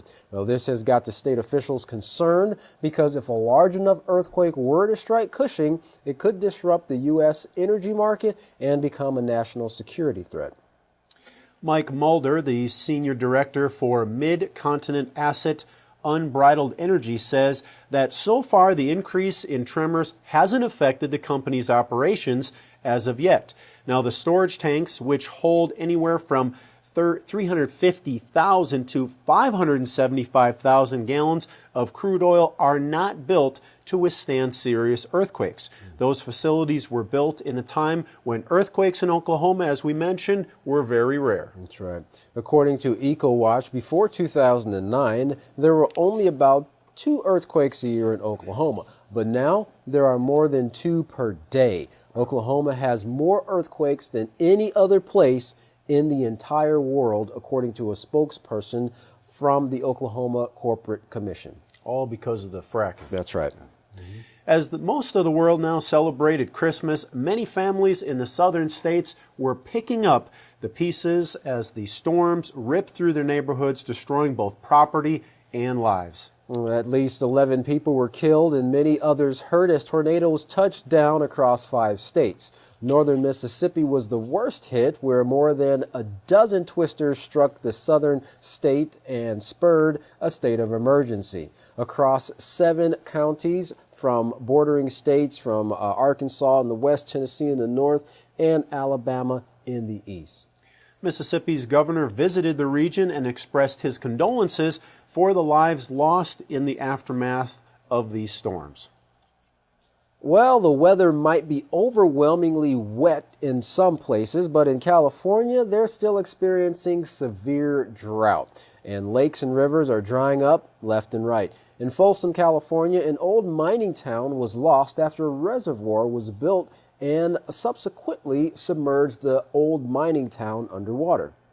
Now residents are able to search the remains of the old town because 85% of the water has vanished. Mark Mellinger, a local, said he has been around that area forever and has never seen it that low. Now, experts say what we're seeing in California could be a glimpse into the future for many cities as we experience the effects of the warming planet. And they've had record drought over the last 4 years in California as well, and meteorologists don't really see it getting any better anytime soon. Well, Shane Blunt with the U.S. Bureau of Reclamation said, "We've heard people talk about this," speaking of the droughts and the shrinking lake and river levels, as being a new, he said, a new normal. New normal. And even when they do get the rain, it's just too little, too late. Several inches still don't amount to the millions of gallons that they've lost. Right. In fact, they would take 10 years to get them to the point where they need to be. Well, some recently unveiled military plans of the 1950s by the U.S. has some countries furious. Now, the plan showed that the U.S.'s intentions to attack Eastern Europe with an atomic bomb in a preemptive strike against the Soviet bloc. Now, those on the U.S.'s atomic hit list included East Germany and Berlin. Now, this news has left some to question the sincerity of late American President John F. Kennedy. Well, Kennedy said in an address in 1963 that the U.S.'s commitment to defend Western Europe and West Berlin stands undiminished because of the identity of our vital interests. Although there were hundreds of military and industrial sites on the list, populated areas were also on the list to be targeted as well. Daniel Patrick Welch, a writer and political analyst, said that things are still the same in how the U.S. views Russia, nuclear weapons, and their use of them against others. This is evident of the fact that they are still upgrading older nuclear weapons. Well, continuing with the war amongst the nations as well as the war on drugs, Larry McGee has our report on how the nations are responding to the ongoing war epidemic, so to speak, as well as a new drug that is on the streets and how it's affecting the users and the officials, the rescue people and the doctors who have to deal with it. Larry, what do you have for us? The prospect of nuclear confrontation is increasingly on the minds of world leaders. Recently, J. Robert Oppenheimer was cited, who after the first atomic nuclear test at Los Alamos was quoted as saying, "Now I have become death, the destroyer of worlds." Social commentators regard the day of the test as the day we finally looked into the abyss and realized just how easily we hold the fate of our species in our hands. At present, 9 nations possess over 15,000 nuclear warheads, just a small fraction of which, once detonated, would disrupt global climate and wipe out the ozone layer for at least a decade. The prospect of nuclear war, however, is only acknowledged by many to be feasible within the context of another world war. On that subject, former Pennsylvania Senator and Republican presidential candidate Rick Santorum had this to say. Thank you, Wolf. It's great to be here in Las Vegas, and I just want to thank everybody for the opportunity to be here. This is an important time in our country's history. We have entered World War III. We have entered World War III. We have entered World War III. Of course, the idea of employing nuclear weapons which could kill billions of the planet's inhabitants and destroy the Earth is insane.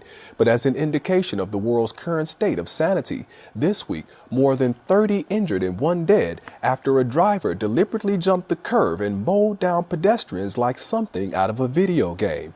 The incident took place on Nevada's famed Las Vegas Strip, where 24-year-old Lakeisha Holloway is reported to have snapped and begun running down citizens with their 3-year-old daughter present in the back seat while eyewitnesses begged for her to stop. Holloway is said to have jumped the curve not once but twice, and after being apprehended, she is now being held under 24-hour watch. Big on the watch list of Florida authorities is a new drug epidemic which some officials are comparing to the rise of crack cocaine. The new substance is being called Flocka and is ravaging the sunny city of Fort Lauderdale, sending as many as 20 people to the emergency room per day. Dr. Nabil El-Sanadi of Brown Health Medical Center, in speaking on the drug and its effects, says it produces superhuman strength, accompanied by psychosis and belligerence, requiring many people to restrain and hold down the users. The medical professional says all of the drugs he's seen, cocaine, heroin, methamphetamines, and oxytocin, Flocka, he says, is the absolute worst. With users also reporting extreme paranoia, it might be difficult for some to understand what its draw might be. An answer which police officials believe is found in its price, just $5 for the average bag. As ISIS insurgents continue to creep ever so close to the Iraqi capital of Baghdad, there is debate brewing in London over whether or not to extend bombing campaigns against the mercenaries into Syria. Thousands gathered outside of London's parliament to make their views felt as the British lawmakers were set to vote this week. Some members of parliament are proposing that the move will reduce the probability of terrorist attacks in the UK, but protesters aren't convinced. holding that the West doesn't see Syria as people. We see them as a country that is umbrellaed under the name of ISIS, protesters say. But they're not. They're innocent men, women, and children who are being killed. For IPN News, I'm Larry McGee. Katan Jeff, back to you. Well, Katan, Larry had quite a few stories for us, but going back to the Rick Santorum, interesting comments saying that we are in World War III. Yes, that's very powerful words right there. Well, continuing in the news, U.S. and NATO have certified a new military site in southern Romania. With goals to be operational by the end of 2016, this anti-missile site will include a powerful radar, as well as missile interceptors and powerful communications equipment, which they say will be used to prevent potential threats from outside Europe. Moscow has objected to the development, but the U.S. and NATO have said that the new site will not have the capacity to threaten Russia. Well, the long military history between India and Russia just got a bit longer as these two countries just signed a multi-billion-dollar weapons deal. Indian Prime Minister Narendra Modi, on a 2-day visit to Moscow, met with President Putin and presented Vladimir Putin with two special gifts. One, an 18th century sword, and the other, a page from the handwritten diary of Mahatma Gandhi. Yeah, notice he, oddly enough, actually was a pusher for peace and nonviolence. Great point. Yeah, we'll see how that works out. India plans to purchase an estimated $7 billion worth of submarines, frigates, and S-400 air defense system. Despite countries like the U.S. also trying to get a foot into India's weapons market, Russia remains at the forefront of negotiations. Well, Italy is demanding a discussion on the extension of economic sanctions against Russia. Now, some reports describe the development as surprising. There have been clues coming from Rome, and interesting, they say the clues have been coming out of Rome for quite some time. Paolo Gentiloni, Italian Minister of Foreign Affairs, said, "We must underline that there is not a difference between Italy and our European allies over sanctions." He continues, "It's more a difference of Italian necessity to consider future relations with Russia. We need to reconstruct the relationship with Russia, which is of absolute importance for European strategy." Matteo Renzi, the Italian Prime Minister, followed that same line by saying, "It's clear the sanctions damage everyone, but we have common values with the European Union and we hold them in high regards. We want to respect them." Italy, not wanting to show disunity with the EU, said it does not object to the sanctions, even though some have warned that the harm caused by the sanctions, the pressure from Washington, is simply too strong. So, Katan, they're kind of in a rock and a hard place there. They're suffering from the sanctions, but yet they don't want to be in disagreement with the rest of the EU party there. So they're kind of saying, "Hey, look, we need to discuss these things and see if we need to have them in place." Right. So talking about that pressure, U.S. Vice President Joe Biden said it is true that they did not want to do that. But again, it was America's leadership and the President of the United States insisting, oftentimes almost having to embarrass Europe to stand up and take economic hits to impose cost. So is it, it's almost like, is it really more influence, a very strong influence more than just leadership to, push the other nations to get on board with these sanctions against Russia? Absolutely, because he was saying here, you're going to have to take one for the team. We know it's going to hurt your country, but we need to impose these sanctions against Russia. So it's not always a win-win for all parties involved. Absolutely. And that's something that Putin was saying we need to agree on so that everybody can benefit. One German official commented, "We can't forget that Russia must be treated decently. We can't let our leadership with Russia be dictated by Washington. We need to make an effort for a better relationship with Russia." Many in Europe don't want to see sanctions extended. Russia's own sanctions on EU imports of food have already been hurting countries like Poland, Italy, Spain, and particularly Greece. Now, the EU leaders will meet in Brussels next week to discuss these sanctions. Well, tensions continue to increase between the U.S. and Russia. Since Moscow began its military campaign against the terrorist groups in Syria in late September, they have been providing information on ISIL to the U.S. Well, the U.S. Defense Department, however, says it will not share intelligence on Daesh terrorists with Moscow unless it changes its stance on Syrian President Bashar al-Assad. Well, the comment was made by Pentagon spokeswoman Michelle Baldanza during an interview with Russia media. And as we have reported in the past, the U.S. and Russia have opposite views concerning the fate of President Bashar al-Assad. Washington insists that Assad does not have a role in Syria's future, but the Kremlin believes only the Syrian people should decide the future of their own country. Now, this disagreement continues to cause a lack of cooperation between the two countries' military operations as the conflict goes on in Syria. And if I believe that's correct, that was also a part of their resolution with Syria that the United Nations Security Council met, that the Syrian people are to decide what takes place in their country. We'll see how far they allow that to actually play out. Well, Turkey's tensions with Moscow are boiling over into Iran. Iran is now arguing that Ankara was wrong for downing the Russian warplane last month. Turkey says it's offended by the accusations. Iranian officials have also backed Russia's recent accusations concerning Turkey's involvement in the illegal buying and help in exporting oil from ISIL-controlled territories. Now, this caused a stern warning from the Turkish Prime Minister to Tehran against making such insults and attacks. Tehran, like Moscow, also supports the Bashar al-Assad government in Syria.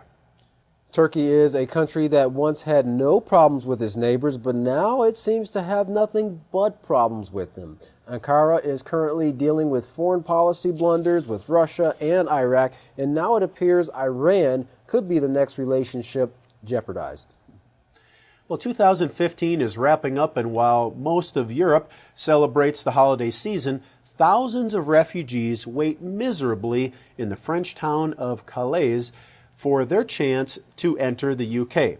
Now, refugees from Syria, Afghanistan, Iraq, and Libya endure the freezing weather and pouring rain with hopes of getting to Britain for a better life. That's right. Many of the Calais refugees have been waiting for months with no success. It's not that we don't want to help them, one Calais resident said. We just don't have the capacity to handle them all.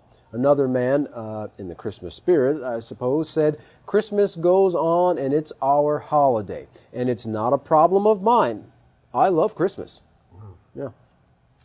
Well, will Christianity disappear from Iraq and Syria in the near future? In an RT Crosstalk interview, the topic of the Christian faith being endangered was discussed. Now, while the West is forcing Middle East regimes to topple, Christians are, for the most part, forgotten. Journalist Eban Thorholm said a spiritual perspective of what is going on in the Middle East is needed to gain a clear picture. While the West is focused on bringing liberal democracy to nations in the region, their opponent, ISIL, is focused on the exact opposite, bringing forth an Islamic State. As the conflict ensues, entire ancient communities are being destroyed. Now, this is unprecedented. The reality is so serious, some experts believe that within 2 generations, Christianity could be completely gone from the Middle East. Reverend Nadim Nassour from the Awareness Foundation agreed, saying, "I think, yes, we are on the way to vanish from the Middle East." Interesting. Well, Ms. Thronholm agreed with the Reverend, pointing out, with the state Europe is in now, growing weaker and weaker, it will not be able to win the fight over Islam. But the most hair-raising statement she made followed, saying, quote, "The goal of the Islamic State is actually to conquer Rome, because they want to go to Rome and they want to govern in the place which is the capital of Christianity." And interestingly, Katan, that's not the first time we've heard that comment. We've heard it several times now, so you can see they're serious. They want to get to Rome. Yes, and I know that one of the leaders in a statement, a publicized statement for Islamic State, said that their next objective is to conquer Rome. So these are just confirming more of those statements and their ultimate goal to get to that place and take over. The prophecies for our time period are coming to pass just as the Holy Scriptures show. Well, believe it or not, you are living in Bible times. Yisrayl Hawkins explains these prophecies in his weekly sermons and press releases, monthly newsletters, and prophetic word magazines, including the catalog books of Yisrayl Hawkins. Now, the information is endless and the knowledge is priceless, even though it's absolutely free. As Yahweh's representative, Yisrayl Hawkins is offering you a truly once-in-a-lifetime opportunity to leave the evil like the gods way of this world and be trained as a teacher of peace that will help restore the morality that mankind has pushed aside thousands of years ago. Don't miss out. Contact the House of Yahweh today and begin your training for a position that will last forever.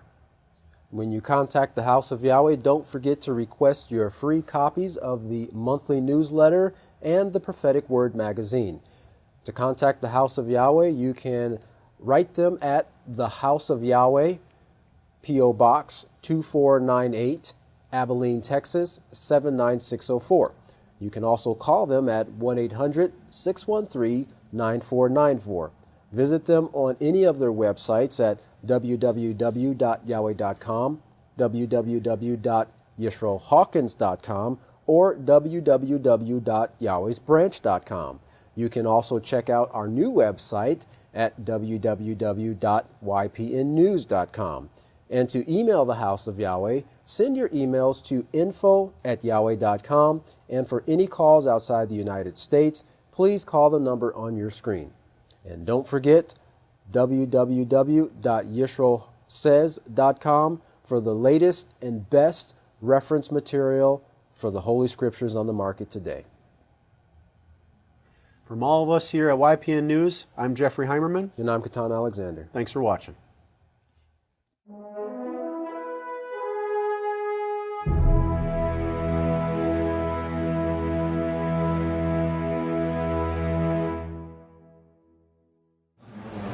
If everyone would please stand. Now, of course, on that note, if you have any other questions, you can go to Yahweh.com, and there's 40 plus years of why Rome is going to be burned and what's going to occur. One other thing to look for, don't think it's ironic that the countries that stand with Assad and that are standing, and of course you have the United States divided against Russia, don't think it's odd that Russia, China, and Iran are three countries that refuse to let the Pope in their country either. It's not ironic. Things are taking place. And at this time, I would like to turn it over for closing prayer to another great son of Yisrayl Abel Hawkins, the great Deacon White Buffalo Hawkins.